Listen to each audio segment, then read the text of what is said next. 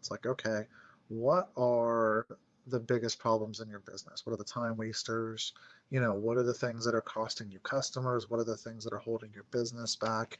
And look at that. So, when you can answer that question, for example, right now we're working with an insurance agency, and one of their really ongoing issues, so much that they had a part-time employee just to address it, was renewals for customers and like higher risk policies. A lot of times what would happen was a broker would send them an email and say like, hey, I need these 5 forms filled out and I need 2 pictures of their equipment and I need them to answer this question.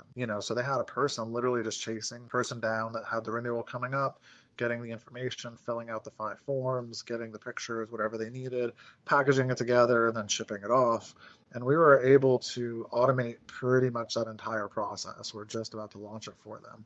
So we just created a dedicated email box and it said, hey, when emails come in, they should only be this, but check it first. And assuming it's a renewal, scan who it's for, reference the CRM, pull the basic information, look at the form, see what you need, send an email to the agent, which is the only time the agent has to be involved until the end, and just ask them to confirm like the FEIN, the business number, and the brokerage information.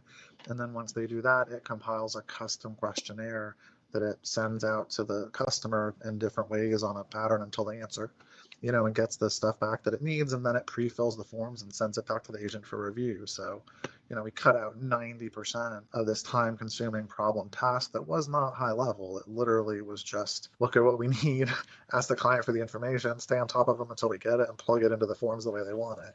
Like none of that requires a ton of skill, but it's super time-consuming. Those kind of things are exactly what you want to hand off to AI.